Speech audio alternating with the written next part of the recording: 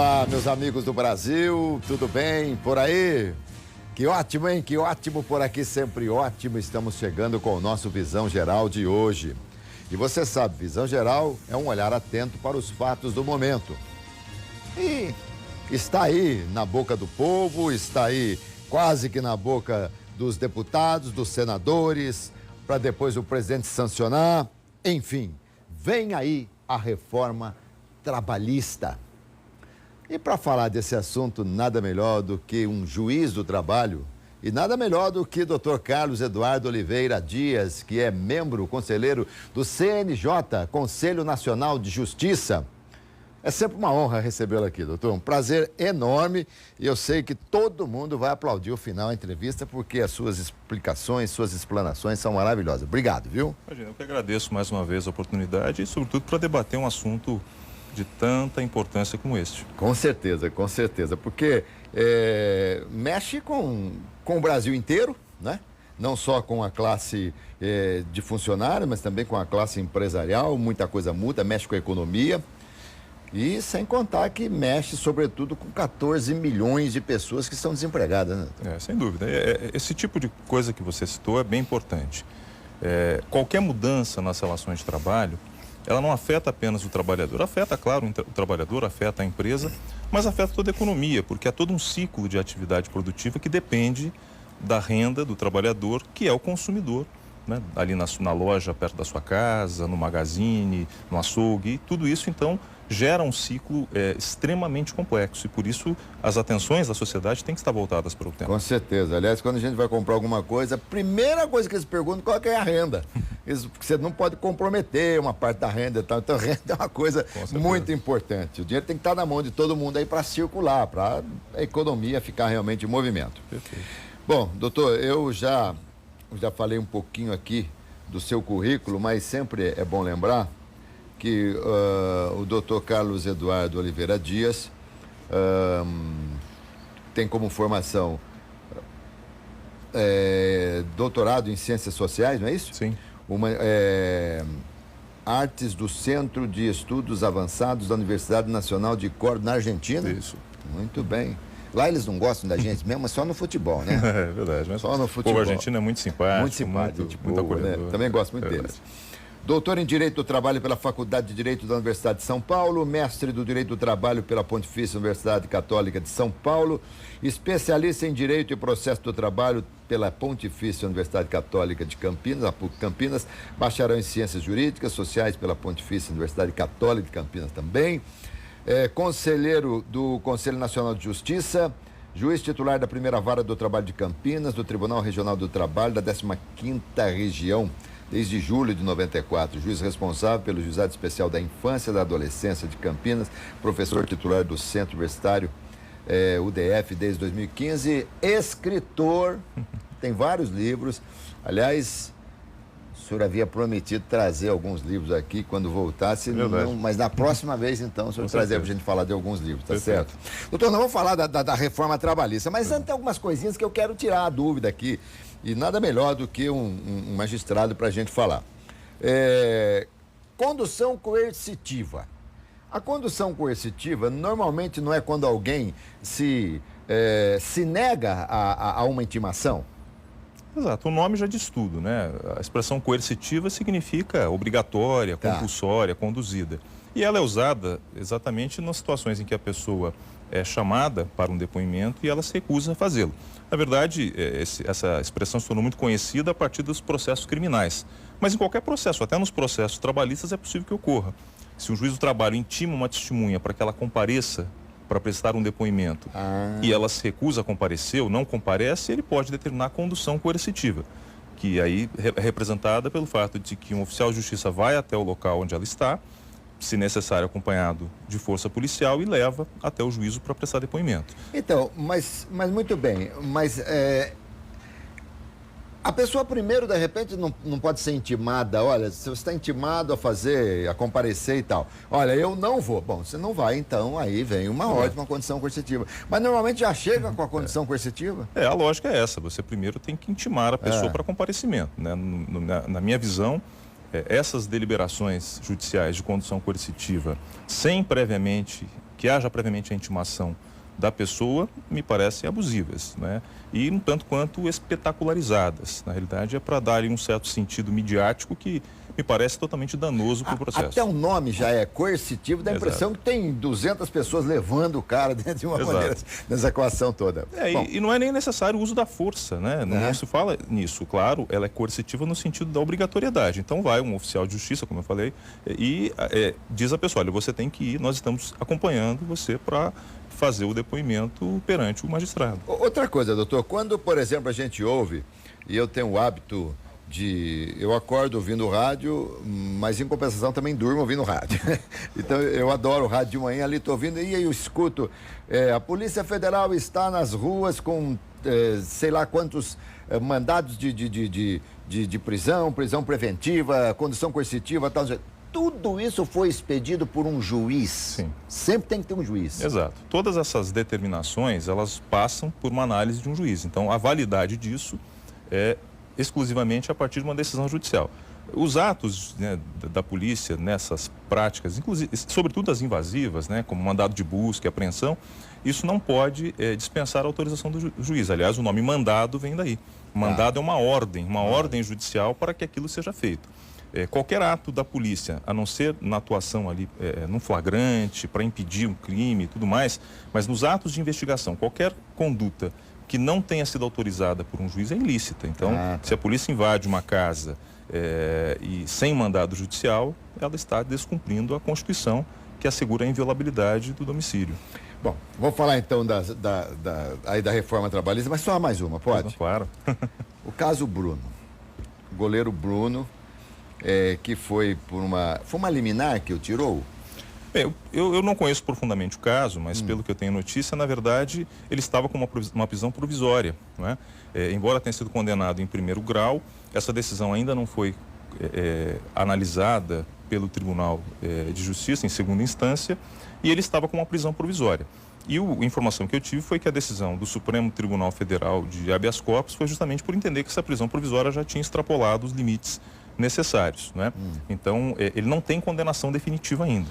Então, na realidade, o Supremo não eliminou, não relativizou a condenação que ele sofreu. Ele foi condenado em primeira instância, mas ele não pode ainda ser preso de modo definitivo porque não tem decisão de segundo grau, como entende o Supremo hoje. Se for condenado em segunda instância, aí ele volta para a cadeia. Sim, porque hoje o Supremo Tribunal Federal entende que, havendo uma decisão condenatória em segunda instância, isso já é suficiente para que a pessoa possa cumprir pena. Eu, particularmente, não concordo com essa decisão, entendo que o Supremo Tribunal Federal aí relativizou gravemente um importante artigo da Constituição, mas, lamentavelmente, é o entendimento que predomina. Hoje, no Supremo, ainda que por maioria muito apertada, salvo engano, foram 6 votos a 5, o Supremo acabou entendendo dessa maneira. Então, a partir da condenação em segunda instância, o Supremo entende que é possível a prisão da pessoa que foi condenada. Se a pessoa é condenada em segunda instância e depois ela é absolvida na instância maior, o governo paga alguma indenização à família, à pessoa, não? É possível, isso não é automático, né? Caberia a essa pessoa, e em qualquer situação em que alguém foi preso indevidamente ou permaneceu indevidamente preso, ele pode aí acionar o Estado para indenizá-lo, né, pelos danos que sofreu, danos físicos, psicológicos, morais, materiais, todos eles. Qualquer pessoa que venha a ser presa indevidamente, né, em qualquer situação, até uma prisão provisória, enfim, ela pode posteriormente ajuizar uma ação nesse sentido. Bom, normalmente o juiz ele trabalha com legalidade e não com moralidade, né? Exato. Porque eu acho que isso aí pode até estar legal, mas é imoral, né? Eu não consigo. Como é que eu vou narrar um futebol do Boa? Como é que eu vou elogiar o trabalho do goleiro? Então, eu não consigo dissociar, doutor. Confesso que eu não consigo. É um choque muito grande, porque o crime, né, do qual ele foi acusado, não foi naturalmente ainda julgado em última instância, não podemos afirmar se é culpado, mas o crime do qual ele foi acusado é um crime hediondo, que tem uma motivação aí misógina muito forte, né, uma postura altamente machista. Né? Então, isso choca bastante a sociedade, né? Mas, de outro lado, e a gente tem sempre que fazer esse juízo de ponderação, qualquer pessoa que não esteja condenada definitivamente tem o direito de seguir sua vida até que venha. Então, esses dilemas são cotidianos e os juízes enfrentam isso diariamente na sua análise. Eu imagino que muitas vezes os juízes eles dão os despachos, dão a sentença ali, acabam de fazer a sentença, olha, tá dentro da lei, mas eu não concordo com isso. Deve ter alguma coisa assim, né? Bom, doutor, então agora vamos lá. As leis trabalhistas datam de quando? Bem, o modelo, né, que nós chamamos modelo de regulação do trabalho no Brasil, começou a ser construído nos anos 30, com a Revolução de 30, logo depois da Revolução, dentro do governo provisório ainda, começaram a surgir as primeiras leis de proteção do trabalho. Em 1943, já no Estado Novo, né, que foi aquele golpe que Getúlio deu em si mesmo, né, que ele rompeu com a diretriz democrática e instaurou um período ditatorial, aí ele consolida na chamada consolidação das leis do trabalho, a nossa velha conhecida chamada CLT, e que então passa a vigorar de modo sistemático. Mas como o próprio nome diz, né, consolidação das leis do trabalho, já havia uma série de leis sendo produzidas desde o início da década de 30 e que aí foram compiladas, né, com o acréscimo de outras, naturalmente, e que viraram esse diploma, né, esse complexo que a gente chama CLT. Bom, doutor, nós tivemos aí alguns dias a aprovação da terceirização. Perfeito. Está intimamente ligado às leis, à reforma trabalhista, não está? Sim, sim. A terceirização é um dos aspectos da chamada reforma trabalhista e que acabou sendo aprovada antes. E aí me parece que o episódio da aprovação da lei da terceirização me parece que demonstra muito claramente como essa questão tem sido tratada de maneira irresponsável. Porque, veja só, nós temos uma legislação, como falamos, que está vigorando aí há praticamente 80 anos, né? Com todas as dificuldades e críticas que se pode atribuir a ela vem sustentando o mercado de trabalho brasileiro ao longo de 8 décadas, inclusive com um aspecto que muita gente não considera e não leva em conta, até de forma propositada. A legislação trabalhista brasileira foi a grande responsável pela industrialização do Brasil. O Brasil era um país de economia agrária até o início do século XX e fazia uma economia agrária de exportação. E quando é inserido o sistema de proteção social, envolvendo não apenas regulação do mercado de trabalho, mas também previdência, isso é um elemento que alavanca o processo de industrialização do país. Quer dizer, as grandes indústrias brasileiras, inclusive as indústrias que eram do próprio Estado, né, algumas hoje privatizadas, elas tiveram um impulso muito grande com este processo. Então, o que acontece é que esse debate sobre a chamada modernização, ele não é novo, né? Ele aparece nos anos 80, nos anos 90, nos anos 2000 e agora ressurge, né? A partir dessa reconfiguração política que foi feita desde o ano passado no Brasil, aparece de forma muito forte.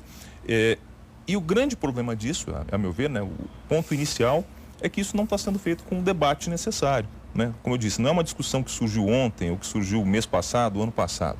A discussão do modelo de regulação do trabalho no Brasil é uma discussão que tem várias décadas. Também acho que, também concordo muito.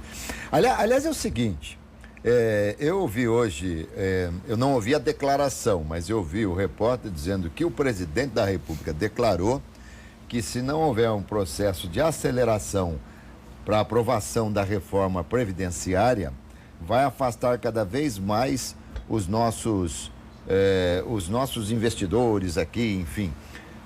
Eu confesso que eu acho que não tem nada a ver. Aliás, previdenciário e trabalhista. Eu acho que não tem nada a ver. Bem disse o senhor há pouco aí, com esse modelo aí, o Brasil se industrializou, o Brasil cresceu muito, né? Exato. Aliás, é o seguinte, o presidente Temer, ele promoveu as mudanças na terceirização, agora ele quer a trabalhista e também a previdenciária. Será que não tinha coisa mais importante para fazer, não? Com tanta coisa que nós temos lá, o senhor entende que nós precisamos realmente de uma reforma trabalhista? Olha, eu acho até que é possível se discutir.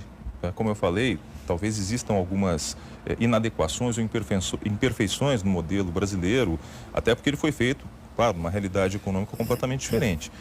Mas isso tem que passar por um debate amplo com a sociedade, né? E não acho que tenha que ser nessa extensão que você está dizendo. O problema começa, na verdade, quando nós não sabemos exatamente o que está sendo proposto. Porque desde o ano passado vem se falando em reforma trabalhista, mas só amanhã é que o relator apresentará o seu relatório. Amanhã Câmara. Não começa a votação nenhuma, né? Não, o relator vai apresentar... Rogério Marinho, né? Rogério Marinho, exato. Vai apresentar o relatório a uma comissão, para iniciar o processo concretamente de debate no âmbito do legislativo. Mas não se sabe concretamente. Hoje até saiu uma notícia nos jornais de que ele propõe alteração de 100 artigos na CLT. Isso, 100 artigos. Mas isso é muito temerário, né? Sem qualquer trocadilho, né? Porque nós não estamos sabendo debater com a sociedade o que está sendo feito em termos de modificação, né? E eu dei o exemplo da terceirização porque, a meu ver, ilustra muito bem a irresponsabilidade com que o assunto tem sido tratado. Veja só, em 2015... a Câmara aprovou um projeto de lei de número 4.330, que era um projeto de 2004 que envolvia a terceirização. Não era a melhor das coisas, a meu ver, um projeto com muitas deficiências, mas que foi razoavelmente discutido e sofreu inclusive várias alterações. A Câmara, portanto, aprovou isso ainda nessa legislatura e o projeto foi remetido ao Senado. No Senado está com o senador Paulo Paim, que é o relator no Senado, PLS número 30. Uhum. Pois bem, o que faz a Câmara agora de sopetão? Aprova um projeto de 1998, ou seja, de quase 20 anos atrás, e que não tinha rigorosamente nada a ver com este projeto que ela mesma, a Câmara, aprovou no ano passado, ou no ano retrasado, 2015. E este projeto, que foi a Lei 3.429, ele não contempla aquilo que se diz. Na verdade, a meu ver, cria mais confusão do que soluções. Sobretudo porque a chamada terceirização da atividade fim não está contemplada neste projeto que foi aprovado, nesta lei hoje em vigor. Então, veja só, o que me parece claro nesse contexto é que as coisas estão sendo feitas com absoluto atropelo. Quer dizer, como é que a Câmara dos Deputados, com a mesma composição, aprova dois projetos diferentes no prazo de menos de 2 anos de diferença, inclusive desprezando um que já está no Senado em debate, né? Mas o senhor falou aí que a atividade fim não está contemplada nessa reforma? Não, na que foi aprovada. Na que foi aprovada. Isso. Na próxima nós não sabemos, porque amanhã que o relator apresentará. Tá. Mas na terceirização, mas na terceirização já fala que está permitido se terceirizar para atividade fim. Não. Eis a questão, porque a alteração feita pela lei, ela muda a Lei 6.019, que é a Lei do Trabalho Temporário. Para ele, sim, está dito que poderá ser feita a contratação temporária, tanto para atividade fim como para atividade meio. O que, na verdade, é irrelevante, porque isso já era assim. Houve apenas uma inserção de texto que não mudou o conceito. No momento em que a lei passa a regulamentar a terceirização, que é um outro instituto, não tem a ver com o trabalho temporário, ela não fala nada da atividade que pode ser terceirizada. Ou seja, permanece o mesmo problema, né, que vai ser preenchido pela jurisprudência. Uma companhia aérea não pode terceirizar o piloto? No meu modo de entender, não. Porque a lei não especifica essas atividades e na concepção que a doutrina trabalhista, que os escritores de direito do trabalho e que os juízes e tribunais assim estabelecem, essa é uma atividade que está relacionada com os fins da atividade produtiva. Com certeza. Então, sem não piloto, poderia. Você não consegue, Exatamente. consegue ter uma companhia aérea, Exatamente. né? Bom, como o senhor disse há pouco, que ainda nós não sabemos. Então, mas a gente não pode afirmar que vamos ter um prejuízo grande para a classe trabalhadora? Ou podemos afirmar em razão de algumas coisas que já se tem conhecimento? Eu acho que por 2 fatores é possível nós imaginarmos que essa reforma tende a ser perversa. Primeiro, pela linha que vem sendo adotada pelo governo federal, né? Desde que assumiu, sobretudo depois que assumiu definitivamente, essa nova gestão, que vem praticando atos aí invasivos dos chamados direitos sociais, né? A invasão na reforma da Previdência, a invasão em outros direitos substanciais da sociedade. Segundo, é por aquilo que vem sendo indicado. Por exemplo, o trabalho intermitente.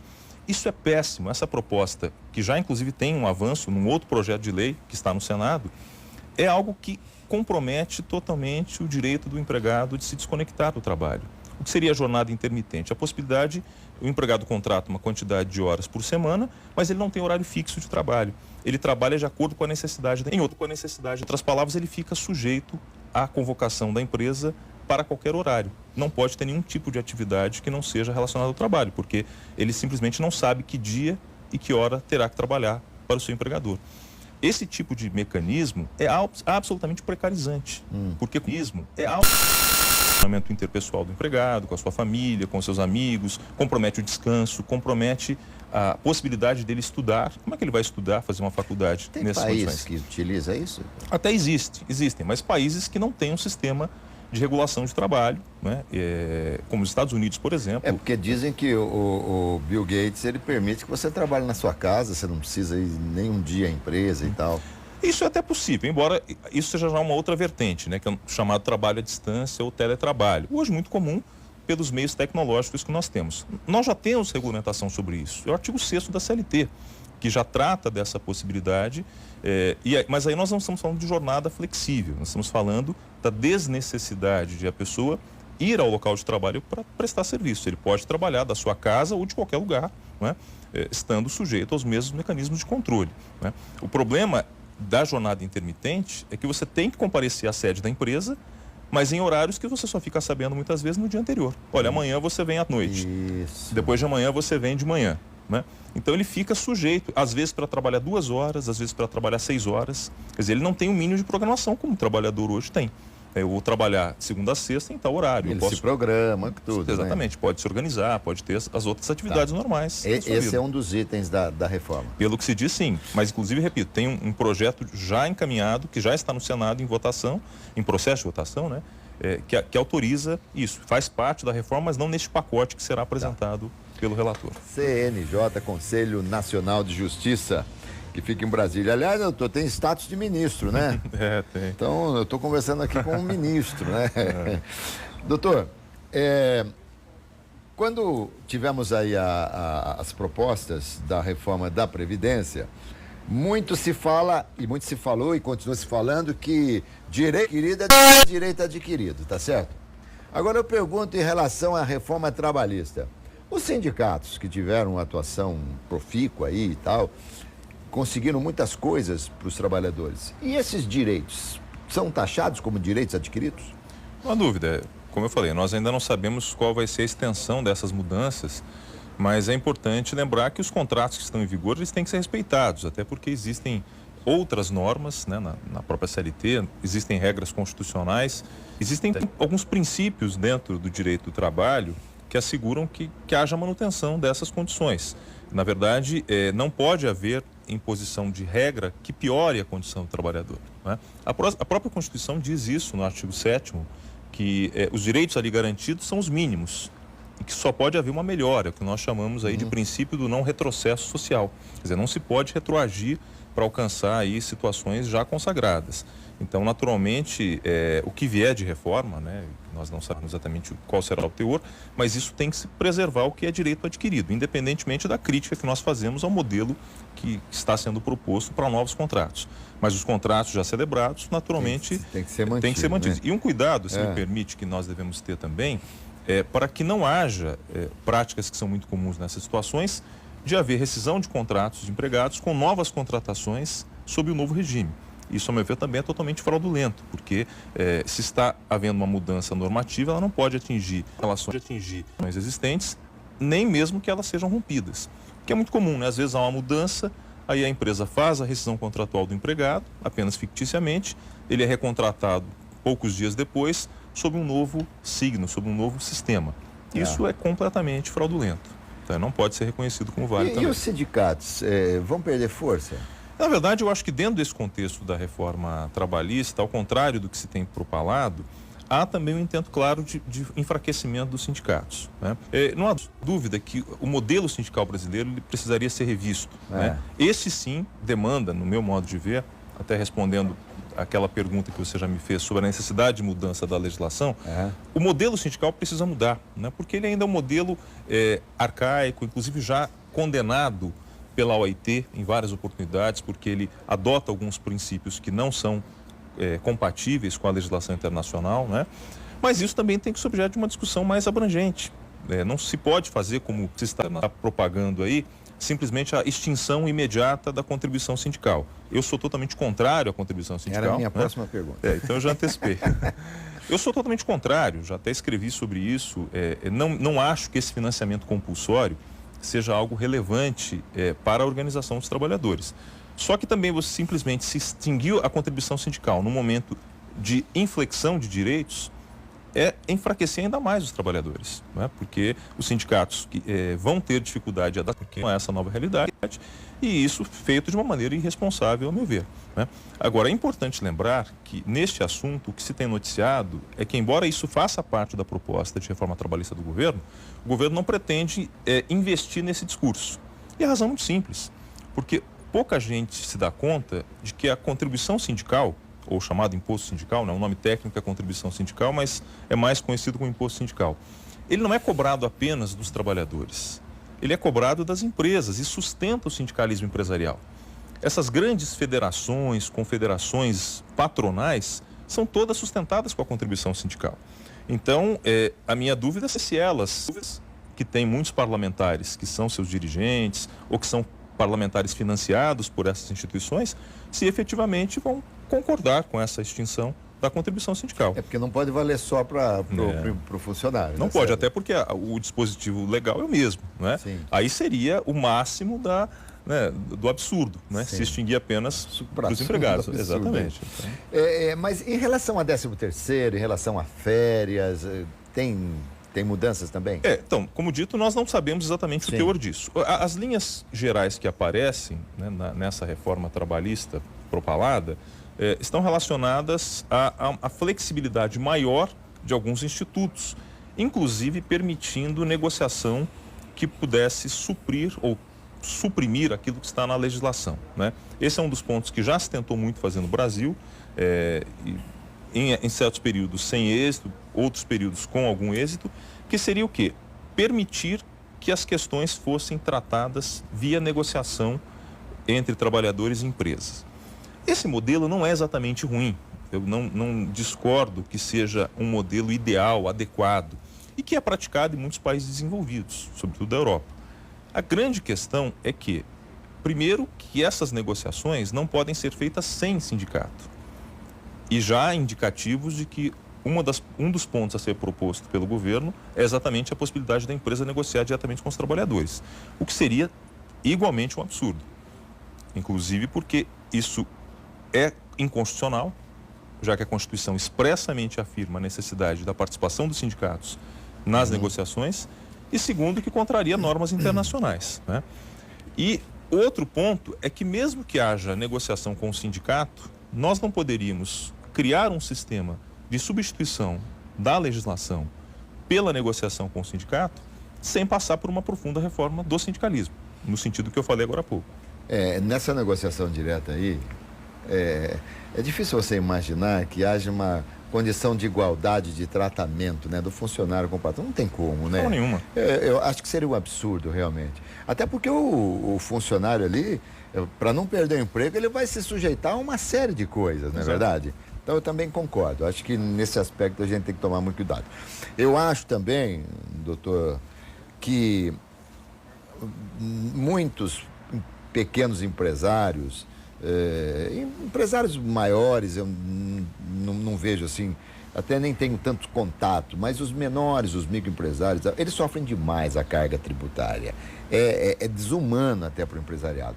Agora, não adianta nada você querer minimizar para o empresariado em detrimento ao funcionário, entendeu? Então, eu acho que há outros mecanismos que você pode fazer para facilitar. Como é que você tem visto isso aí, essas mudanças? Doutor, é aposentado? Não, de não, né? Não. Falta muito. E vai faltar muito mais com a mudança? Vai depender, né, dessas mudanças, se vingarem, espero que não. Ainda vai muito tempo, né? Você não quer que mude, não, né? Não quero, não só por mim, né, mas pela sociedade, né? No meu caso, eu vou ganhar mais 10 anos de trabalho pela frente para poder me aposentar, ou seja, terei que trabalhar 10 anos a mais daquilo que era previsto na legislação atual, né? Então, eu não, porque eu já tenho direito adquirido, né? Mas eu não estou aposentado, não. Já me aposentei 2 vezes, já abri mão da aposentadoria 2 vezes, porque ainda não era... O máximo já é complicado, né? Então, quando você está pelo mínimo, é mais complicado ainda, né? Mas essas variações, essa diferenciação de algumas classes, como é que o senhor vê? Por exemplo, classe rural, o pessoal trabalhador rural não pode ficar trabalhando tanto tempo assim, né? Sim. E professores, juiz eu não sei. Não, também não é. Não, na verdade, nós temos que fazer algumas distinções importantes. Primeiro que eu acho que há muita questão nessa proposta de reforma previdenciária que não está muito clara, né? Então fala-se tanto em rombo, fala-se em dificuldade, mas isso nunca foi tratado de maneira transparente. Desde 98, essa já seria a terceira reforma feita na Previdência. Quer dizer, num prazo de menos de 20 anos, nós estamos pela terceira vez falando a mesma coisa. Então, por que isso já não foi feito na reforma de 98, naquela que ocorreu no início dos anos 2000, né? Então, o que me parece é que há um problema de má gestão, né? Há uma falta de planejamento, uma gestão inadequada e, principalmente, uma gestão não transparente, porque muito se fala, mas pouco se demonstra, pouco se concretiza. A minha percepção geral dessa reforma é que ela é extremamente cruel, e cruel com aqueles que mais necessitam.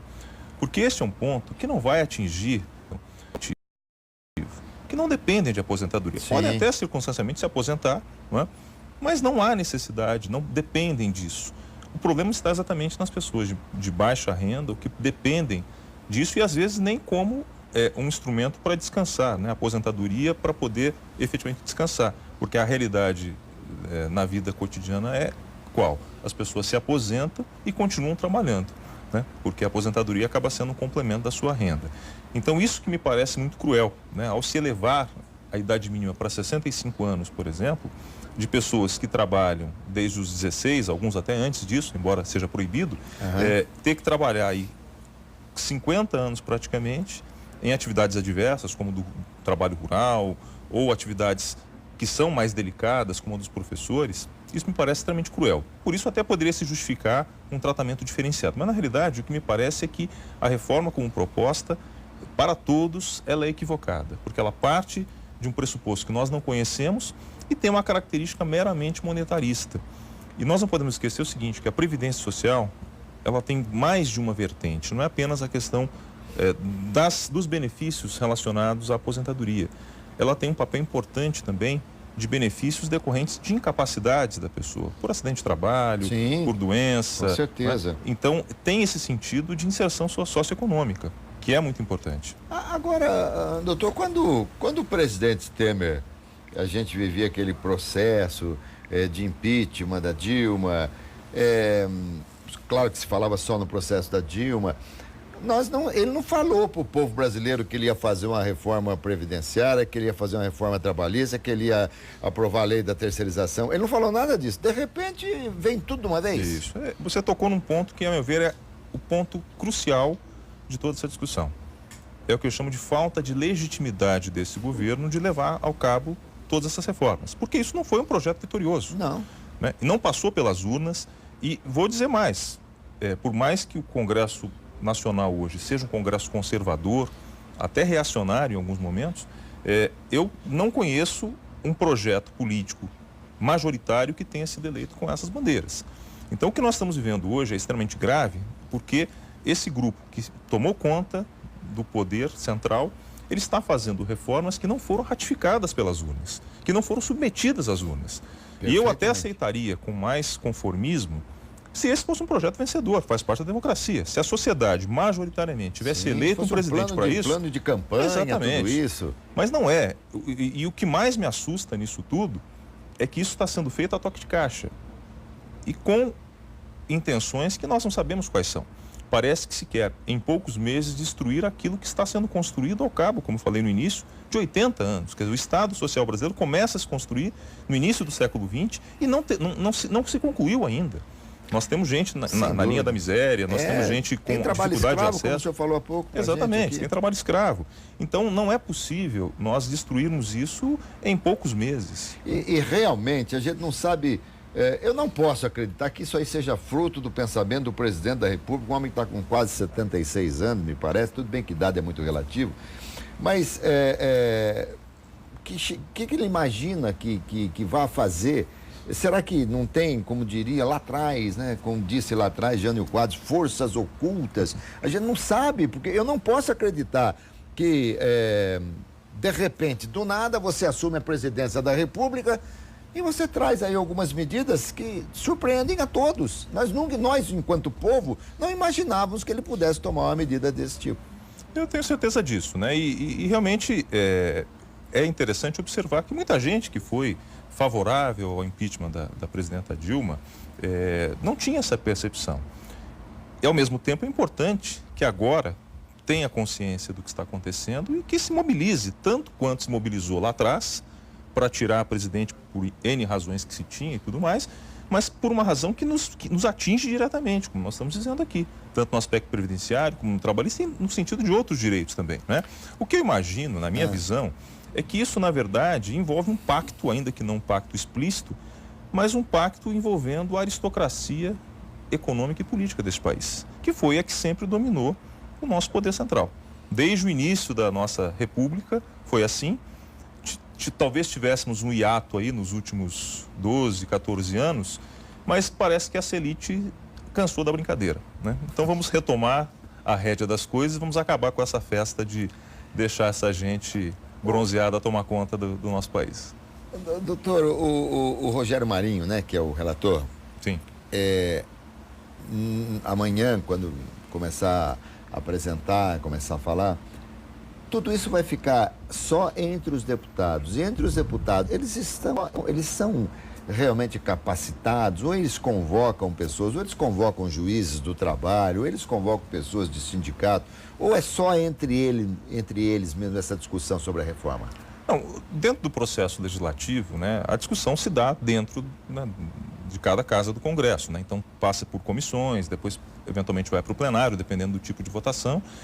Até existe, eu tenho conhecimento que a Câmara dos Deputados tem feito audiências públicas e tem convocado representantes da sociedade, juízes, Ministério Público, advogados, representantes das empresas, dos sindicatos.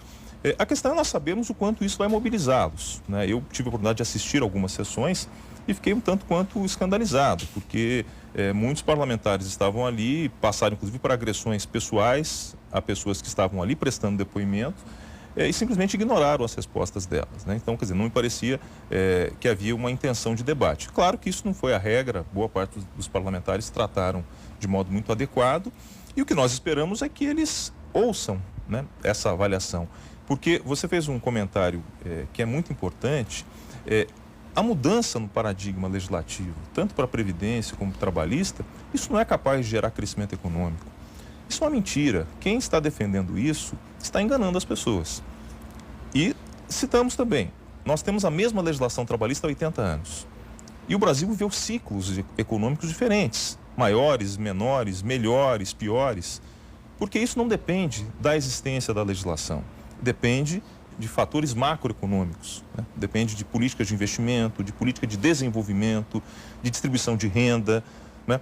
Aliás, o período que o Brasil viveu de mais intensificação da tentativa de flexibilizar os direitos trabalhistas, que ocorreu nos anos 90, entre o início dos anos 90 até meados dos anos 2000, foi um dos períodos de maior recessão do Brasil. Não houve crescimento econômico, tivemos várias mudanças na CLT nesse período, contrato de trabalho por prazo determinado, tivemos suspensão do contrato de trabalho, contrato a tempo parcial. Nada disso contribuiu para melhorar a economia. Então, o segredo, né, é entender a questão de uma maneira mais ampla e não com esses dogmas que me parecem absolutamente desfundamentados e que, na verdade, estão enganando as pessoas, né? Aqueles desempregados que você mencionou, às vezes são iludidos. Olha, se mudar a lei trabalhista, amanhã você vai ter emprego. Não é mágica. É aquela história que até, às vezes, eu me pergunto. As coisas vão mudar, você vai perder alguns direitos, mas vai ter emprego. O que é melhor, ter emprego com menos direitos ou ter direitos, mas não ter emprego? É complicado também isso aí, né? Conselheiro, como é que a gente fala? As duas expressões, as duas coisas estão certas, o cargo, né? é conselheiro, mas pode... Conselheiro tá correto. do CN, mas conselheiro do Conselho Nacional fica mais bonito falar membro do Conselho, né? Fica estranho mesmo. Doutor, vamos lá. A gente tá falando aqui reforma trabalhista e tal, mas, na verdade, à luz da realidade, o que arrebenta mesmo com esse país e com o empresariado não é nem o que ele paga para o funcionário, é o que ele paga para o governo, em razão de ter o funcionário, porque é um negócio assim, os tributos são muito altos. Sim. Não pensa assim também? Eu também penso, e eu acho que esse é um ponto que precisaria de uma discussão mais séria, né? Uma simplificação do sistema tributário, o aperfeiçoamento dos mecanismos de tributação progressiva, né? O que é a tributação progressiva? É aquela tributação em que quem tem mais paga mais. A tributação que nós pagamos no geral, ela é regressiva. Qualquer um de nós, independentemente do quanto ganhamos, temos que pagar o mesmo tributo sobre leite, sobre pão, sobre alimentação em geral, né? E uma questão importante que o Brasil se recusa a enfrentar é cumprir o que a Constituição determina, a tributação das grandes fortunas. Isso é previsto na Constituição desde 1988 e ninguém jamais teve coragem de enfrentar isso. Quer dizer, isso com certeza poderia resolver muitos dos problemas fiscais que nós temos, de arrecadação, né? Mas ninguém quer enfrentar, porque não quer mexer com quem tem poder econômico. Então, eu acho que o caminho para melhorar as condições, inclusive dos empresários, sobretudo os pequenos, como você citou, é trabalhar com a simplificação tributária, desonerar a folha de pagamento, não retirando direitos, mas desonerar naquilo que realmente não tem utilidade nenhuma ou que tem uma utilidade questionável, né? Nós temos tributos que incidem sobre a folha, cuja utilidade é nula em relação ao empresário e ao empregado. Então isso precisaria ser mudado. Doutor, vou terminar o programa como eu comecei, perguntando o que eu quiser fora do que está aqui para perguntar. Certo. Delação premiada, o que você pensa de delação premiada? Ela é assim, dá para a gente botar fé mesmo numa delação premiada? Eu vejo com muita preocupação. É um instrumento importante, né, previsto em lei. Tecnicamente, inclusive, o nome é colaboração premiada, né? Aí, nessa linguagem jornalística comum, acabou ficando delação premiada. Mas a expressão é colaboração premiada e é um instrumento investigatório de provas. Há duas preocupações fundamentais nisso, né? Primeiro, que isso não pode ser usado apenas como uma única prova, né? Ela é apenas um indicativo que deve ser complementada com provas, principalmente documentais, para configurar a conduta. E o segundo problema que me preocupa é o pré-julgamento que se faz. O fato de alguém delatar, inclusive sem a existência de provas, não pode transformar o delatado em culpado, em réu, né? Então isso tem que se ter muito cuidado com isso. O que é, quando a gente ouve, o ministro do Supremo tal homologou a delação premiada? O que é homologar? É falar tudo que ele falou é verdade? Não. Não significa isso. Porque esse processo de delação com colaboração premiada, ele é ajustado na fase de investigação com a participação do Ministério Público. O Ministério Público, então, negocia com o delator, né, o que vai, inclusive, ter de consequência em termos de redução de pena e tudo mais, só que isso só vale quando é homologada pelo juiz. E o que é homologado? O ato da delação. Então, no momento em que ela é homologada, passa a reconhecer aquilo como prova. Mas essa prova tem que ser analisada no conjunto das demais provas para ver se realmente aquilo vai gerar algum efeito, né? O que significa é o seguinte: se não houver homologação judicial da delação premiada, ela não pode ser utilizada. E nem investigada ou pode também? Como não? Por exemplo, uma delação, a fulano de tal, eu dei dinheiro para tal pessoa. Se não for homologada, você pode verificar se foi dado dinheiro mesmo ou não? O processo de investigação pode continuar sendo feito. Isso não depende. O que interfere na homologação é a validade da delação como meio de prova. Isso é que pode ser utilizado aí contra aqueles que estão sendo objeto da investigação. Mas, claro, as informações colhidas, né, não só em delação, mas um depoimento, em qualquer outra forma, pode ser utilizada como meio investigatório. Muito bem. Doutor, eu não posso nem lhe fazer uma pergunta, porque eu tenho 1 minuto e 10 para terminar o programa. Mas, nesse tempo, eu quero dizer da minha alegria de tê-lo aqui novamente. E, olha, me promete aqui no ar, para o nosso telespectador, porque agora a reforma vem muita coisa, que aí nós vamos ter uma periodicidade maior com a tua presença aqui para a gente falar sobre isso. Não, está prometido, né? Já confirmado e ratificado. Homologado. Quando quiser, estou à disposição, né? Tenho viagem toda semana, mas estou aqui em Campinas sempre à disposição. E para mim é uma grande honra estar aqui, né, no seu programa e, sobretudo, ajudando a esclarecer a sociedade desses temas que são muito importantes na sua vida. Obrigado, doutor. Eu que agradeço. Meus amigos, prazer enorme falar com o doutor Carlos Eduardo Oliveira Dias, juiz do trabalho, conselheiro do CNJ, Conselho Nacional de Justiça, esclarecendo alguns pontos extremamente importantes, já com a promessa dele aqui de retornar para a gente falar sobre esses assuntos tão importantes para o trabalhador brasileiro, sobretudo para todo mundo, né? Não é só para o trabalhador, para todo mundo. Saúde, paz, alegria e muita sorte, minha gente. Vambora, doutor. Foi ótimo.